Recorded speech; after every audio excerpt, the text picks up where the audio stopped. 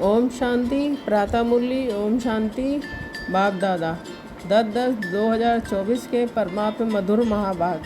मीठे बच्चे उठते बैठते बुद्धि में ज्ञान उछलता रहे तो अपार खुशी में रहेंगे। प्रश्न है, तुम बच्चों को किसके संग से बहुत बहुत संभाल करनी है? उत्तर है, जिनकी बुद्धि में बाप की याद नहीं ठहरती, बुद्धि इधर उधर भटकती रहती है, उनके संग से तुम्हें संभाल करनी है। उनके अंग से अंग भी नहीं लगना चाहिए, क्योंकि याद में ना रहने वाले वायुमंडल को खराब करते हैं। प्रश्न है, मनुष्यों को पश्चाताप कब होगा? उत्तर, जब उन्हें पता पड़ेगा कि इन्हें पढ़ाने वाला स्वयं भगवान है, तो उनका मुंह फीका पड़ जाएगा और पश्चाताप करेंगे कि हमने गफलत की, पढ़ाई नहीं पढ़ी। ओम शांति।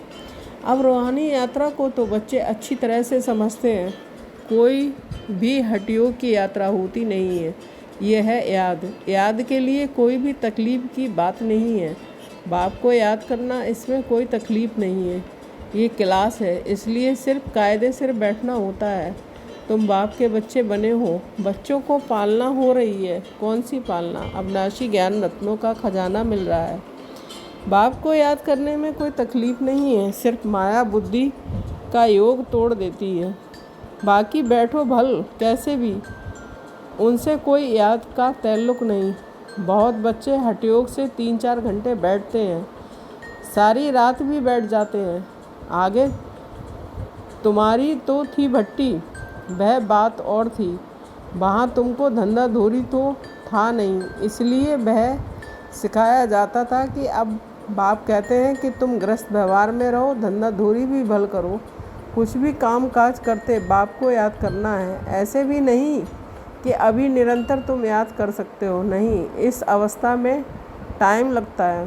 कभी निरंतर याद ठहर जाए, फिर तो कर्मातीत अवस्था हो जाए। बाप समझाते हैं कि बच्चे ड्रामा के प्लान के अनुसार अब बाकी थोड़ा समय है। सारा हिसाब भी बुद्धि में रहता है। कहते हैं कि राष्ट्र से 3000 वर्ष पहले भारत ही था, उनको स्वर्ग कहा जाता था। अभी उन्हों के 2000 वर्ष पूरे होते हैं, 5000 वर्ष का हिसाब हो जाता है। देखा जाता है तुम्हारा नाम सारे विलायत से ही निकलेगा, क्योंकि उन्हों की बुद्धि फिर भी भारतवासियों से तीखी है। भारत से पीस भी वह मांगते हैं। भारतवासियों ने ही लाखों वर्ष कहकर और सर्वव्यापी का ज्ञान देकर बुद्धि बिगाड़ दी है। तमो प्रधान बन गए हैं। वह इतने तमो प्रधान नहीं बने हैं।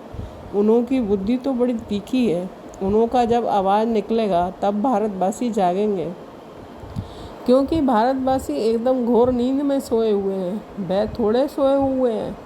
उन्हों से आवाज़ अच्छा निकलेगा। बिलास से आए भी थे कि हमको कोई बतावे पीस कैसे हो सकती है, क्योंकि बाप भी भारत में ही आते हैं। ये बात तो तुम बच्चे ही बता सकते हो। दुनिया में फिर से वह पीस कब और कैसे होगी? तुम बच्चे तो जानते हो, बरोबर पैराडाइज अथवा हेवन था। नई दुनिया में भारत पैराडाइज था, ये और कोई भी नहीं जानते हैं। मनुष्यों की बुद्धि में ये बात ही बैठ गई है कि ईश्वर सर्वव्यापी है और कल्प की आयु लाखों वर्ष कह दी है। सबसे जास्ती पत्थर बुद्धि ये भारतवासी ही बने हैं।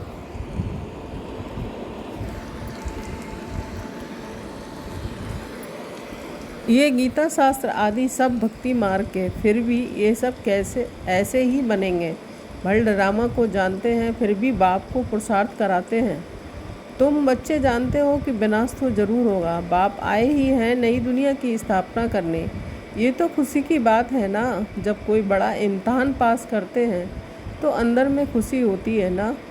हम सब पास कर ये देवता जाकर बनेंगे। सारा पढ़ाई पर मदार है।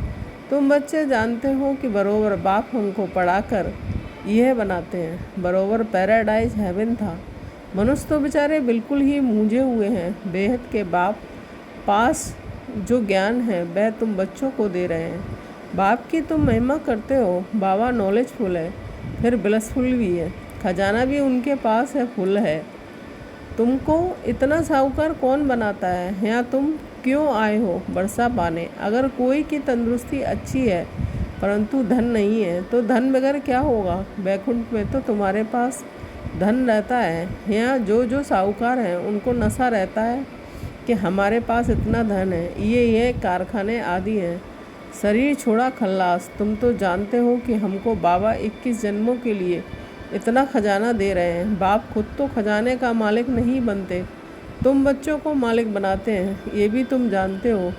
विश्व में शांति तो सिवाय गॉडफादर के कोई स्थापन कर ना सके। सबसे फर्स्ट क्लास चित्र है ये त्रिमूर्ति गोले का। इस चक्र में ही सारा ज्ञान भरा हुआ है। तुम्हारी ऐसी कोई वंडरफुल चीज़ होगी, तब वह समझेंगे कि इसमें ज़रूर कोई ऐसा राज है। बच्चे कोई कोई छोटे छोटे खिलौने बनाते हैं, वह बाबा को पसंद नहीं आते। बाबा तो कहते हैं बड़े चित्र लगाओ तो दूर से कोई पढ़कर समझ सके। मनुष्य अटेंशन बड़ी चीज़ पर देंगे, इसमें क्लियर दिखाया हुआ है। उस तरफ है कलयुग, इस तरफ है सतयुग। बड़े बड़े चित्र होंगे तो मनुष्यों का अटेंशन खींचेगा। टूरिस्ट भी देखेंगे, समझेंगे भी कि ये अच्छी तरह से ये भी जानते हैं कि क्राइस्ट से 3000 वर्ष पहले स्वर्ग था। बाहर तो ऐसे नहीं जानते। 5000 वर्ष का हिसाब तुम क्लियर समझाते हो तो ये इतना बड़ा बनाना चाहिए जो दूर से देख सकें और अक्षर भी पढ़ें। इससे समझें कि दुनिया की अंत तो बरोबर है। बॉम्ब्स तो तैयार होते रहते हैं, नेचुरल कैलमिटीज़ भी होगी। तुम विनाश का नाम सुनते हो तो अंदर में खुशी बहुत होनी चाहिए, परंतु ज्ञान ही नहीं होगा तो खुश भी हो ना सके। बाप कहते हैं देह सहित सब कुछ छोड़ अपने को आत्मा समझो। अपनी आत्मा का योग मुझ बाप के साथ लगाओ। यह है मेहनत की बात। पावन बनकर ही पावन दुनिया में आना है। तुम समझते हो कि हम ही बादशाही लेते हैं फिर गवाते हैं, ये तो बहुत सहज है। उठते बैठते चलते अंदर में टपकना चाहिए। जैसे बाबा के पास ज्ञान है ना, बाप आए ही हैं पढ़ाकर देवता बनाने, तो इतनी अथाह खुशी बच्चों को रहनी चाहिए ना। अपने से पूछो इतनी अथाह खुशी है? बाप को अपना याद करते हैं, बाप को इतना याद करते हैं कि चक्र की भी सारी नॉलेज बुद्धि में है, तो इतनी खुशी रहनी चाहिए। बाप कहते हैं मुझे याद करो और बिल्कुल खुशी में रहो। तुमको पढ़ाने वाला देखो कौन है। जब सबको मालूम पड़ेगा तो सबका मुंह ही फीका हो जाएगा, परंतु अभी उन्हों के समझने में थोड़ी देरी है। अभी देवता धर्म के इतने मेंबर्स तो बने नहीं हैं, सारी राजाई स्थापन हुई नहीं है। कितने ढेर मनुष्यों को बाप का पैगाम देना है। बेहद का बाप फिर से हमको स्वर्ग की बादशाही दे रहे हैं। तुम भी उस बाप को याद करो। बेहद का बाप तो ज़रूर बेहद का सुख देंगे ना। बच्चों के अंदर में तो अथाह ज्ञान की खुशी होनी चाहिए, और जितना बाप को याद करते रहेंगे तो आत्मा पवित्र बनती जाएगी। ड्रामा के प्लान के अनुसार तुम बच्चे जितना सर्विस कर प्रजा बनाते हो तो जिनका कल्याण होता है उन्हों की फिर आशीर्वाद भी मिल जाती है। गरीबों की सर्विस करते हो, निमंत्रण देते रहो। ट्रेन में भी तुम बहुत सर्विस कर सकते हो। इतने छोटे बैज में ही कितनी नॉलेज भरी हुई है। सारी पढ़ाई का अंत इसमें है। बैजेस तो बहुत अच्छे अच्छे ढेर बनाने चाहिए जो किसको सौगात भी दे सकें। कोई को भी समझाना तो बहुत सहज है। सिर्फ बाबा को याद करो। सिर्फ बाबा से ही वर्षा मिलता है, तो बाप और बाप का वर्षा स्वर्ग की बादशाही कृष्णपुरी को याद करो। मनुष्यों की मत तो कितनी मूंजी हुई है, कुछ भी समझते नहीं हैं। बेकार के लिए कितना तंग करते हैं, काम के पिछाड़ी कितना मरते हैं। कोई बात ही समझते नहीं। सबकी बुद्धि बिल्कुल चट हो गई है, बाप को जानते ही नहीं। ये भी ड्रामा में नूद है। सबकी मेंटल खल्लास हो गई है, मानसिक शक्ति ख़त्म हो गई है। बाप कहते हैं कि बच्चों तुम पवित्र बनो तो ऐसे स्वर्ग के मालिक बन जाएंगे, परंतु समझते ही नहीं है। आत्मा की ताकत सारी निकल गई है। कितना समझाते हैं फिर भी पुरुषार्थ करना और कराना है। पुरुषार्थ में थकना नहीं है, हार्ट फेल भी नहीं होना है। इतनी मेहनत की, भाषण से एक भी नहीं निकला, लेकिन तुमने जो सुनाया उसे जिसने भी सुना उस पर छाप तो लग गई। पिछाड़ी में सब जानेंगे ज़रूर। तुम बीके की अथाह महिमा निकलने वाली है, परंतु एक्टिविटी देखते हैं तो जैसे एकदम बेसमझी की कि कोई रिगार्ड ही नहीं है, पूरी पहचान नहीं है। बुद्धि बाहर भटकती रहती है। बाप को याद करें तो मदद भी मिले, बाप को याद करते नहीं तो गोवा वह पतित है। तुम बनते हो पावन जो बाप को याद नहीं करते हैं, तो उन्हों की बुद्धि जरूर कहाँ ना कहाँ भटकती रहती है। तो उनके साथ अंग से अंग नहीं मिलना चाहिए, क्योंकि याद में ना रहने के कारण वह वायुमंडल को खराब कर देते हैं। पवित्र और अपवित्र इकट्ठे हो ना सके, इसलिए बाप पुरानी सृष्टि को खल्लास कर देते हैं। दिन प्रतिदिन कायदे भी सख्त निकलते जाएंगे। बाप को याद नहीं करते हैं तो फायदे के बदले और ही नुकसान करते हैं। पवित्रता का सारा मदार याद पर है, एक जगह बैठने की बात ही नहीं है। यह इकट्ठा बैठने से तो अलग अलग पहाड़ी पर जाकर बैठें, वह अच्छा है। जो याद नहीं करते हैं वह पतित हैं, उनका तो संग भी नहीं करना चाहिए। चलन से भी मालूम पड़ता है याद बिगर पावन तो बन न सके। हर एक के ऊपर पापों का बोझा बहुत है, जन्म जन्मांतर का। वह बिगर याद की यात्रा के निकले कैसे? वह गोवा पतित ही है। बाप कहते हैं मैं तुम बच्चों के लिए सारी पतित दुनिया को खल्लास कर देता हूँ। उनका संग भी ना हो परंतु इतनी भी बुद्धि नहीं कि किसके साथ संग करना चाहिए। तुम्हारा प्यार पावन का पावन के साथ होना चाहिए, ये भी बुद्धि चाहिए ना। स्वीट बाप और स्वीट राजधानी के सिवाय और कोई याद ना आए, इतना सब त्याग करना कोई मौसी का घर नहीं है।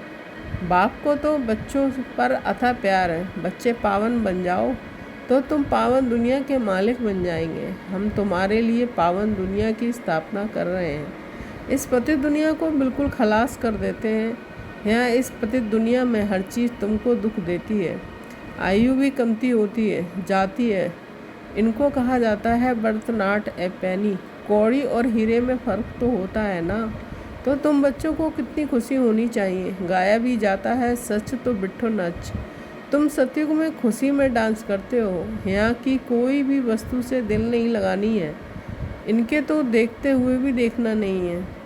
आंखें खुली होते हुए भी जैसे कि नींद हो, परंतु वह हिम्मत, वह अवस्था चाहिए। ये तो निश्चय है कि ये पुरानी दुनिया होगी ही नहीं। इतना खुशी का पारा चढ़ा रहना चाहिए, चुटकी काटनी चाहिए। अरे हम शिव बाबा को याद करेंगे तो विश्व की बादशाही मिलेगी। हठयोग से भी बैठना चाहिए नहीं है, बैठना नहीं है। खाते पीते काम करते बाप को याद करो। ये भी जानते हो कि राजधानी स्थापन हो रही है। बाप थोड़े कहेंगे दासी बने, बाप तो कहेंगे पुरुषार्थ करो पावन बनने का। बाप पावन बनाने का पुरुषार्थ कराते हैं, फिर तुम पतित बनते हो। कितने झूठ पाप करते हो। हमेशा शिव बाबा को याद करो तो पाप सब सुहा हो जाए। ये बाबा का यज्ञ है ना, बड़ा भारी यज्ञ है। वह लोग यज्ञ रचते हैं, लाखों रुपया खर्च करते हैं। यहाँ तो तुम जानते हो कि सारी दुनिया इसमें सुहा हो जानी है। बाहर से आवाज़ होगा कि भारत में भी फैलेगा। एक तो बाप के साथ बुद्धि का योग हो तो पाप कटे और फिर ऊंच पद भी मिले। बाप का तो फर्ज है बच्चों को पुरुषार्थ कराना। लौके बाप तो बच्चों की सेवा करते हैं, सेवा लेते भी हैं। ये बाप तो कहते हैं कि मैं तुम बच्चों को 21 जन्मों का वर्षा देता हूँ। तो ऐसे बाप को याद जरूर करना है जिससे पाप कट जाए। बाकी पानी से थोड़े ही पाप कटते हैं। पानी तो जहाँ तहाँ है। विलायत में भी नदियाँ हैं, तो क्या यहाँ की नदियाँ पावन बनाने वाली विलायत की नदियाँ पतित बनाने वाली हैं क्या? कुछ भी मनुष्यों में समझ नहीं है। बाप को तो तरस पड़ता है ना। बाप समझाते हैं बच्चे गफलत मत करो। बाप इतना गुलगुल बनाते हैं तो मेहनत करनी चाहिए ना। अपने पर रहम करना अच्छा है। अच्छा मीठे मीठे सिकील दे बच्चों के माता पिता बाप दादा को याद प्यार गुड मॉर्निंग। रूहानी बाप की रूहानी बच्चों को नमस्ते। हम रूहानी बच्चों के रूहानी माता पिता बाप दादा को याद प्यार गुड मॉर्निंग, नमस्ते नमस्ते। शुक्रिया बाबा शुक्रिया। धारणा के लिए मुख्य सार 1 पॉइंट। यहाँ की कोई भी वस्तु में दिल नहीं लगानी है। देखते हुए भी नहीं देखना है। आँखें खुली होते भी जैसे नींद का नशा रहता है, ऐसे खुशी का नशा चढ़ा हुआ हो। सेकंड पॉइंट सारा मदार पवित्रता पर है, इसलिए सवाल करनी है कि पतित के अंग से अंग ना लगे। स्वीट बाप और स्वीट राजधानी के सिवाय और कोई याद ना आए। वरदान है हद की इच्छाओं को छोड़ अच्छा बनने वाले। इच्छा मात्रम अविद्या भव। स्पष्टीकरण, मन में कोई भी हद की इच्छा होगी तो अच्छा बनने नहीं देगी। जैसे धूप में चलते हो तो परछाई आगे जाती है, उसको अगर पकड़ने की कोशिश करो तो पकड़ नहीं सकते। पीठ करके आ जाओ तो परछाई पीछे पीछे आएगी। ऐसे ही इच्छा आकर्षित कर रुलाने वाली है, उसे छोड़ दो तो वह पीछे पीछे आएगी। मांगने वाला कभी भी संपन्न नहीं बन सकता है। कोई भी हद की इच्छाओं के पीछे भागना ऐसे है जैसे मृग तृष्णा। इससे सदा बचकर रहो तो इच्छा मात्रम अविद्या बन जाएंगे। स्लोगन, अपने श्रेष्ठ कर्म व श्रेष्ठ चलन द्वारा दुआएं जमा कर लो तो पहाड़ जैसी बात भी रूही के समान अनुभव होगी। ओम शांति। Thank you all.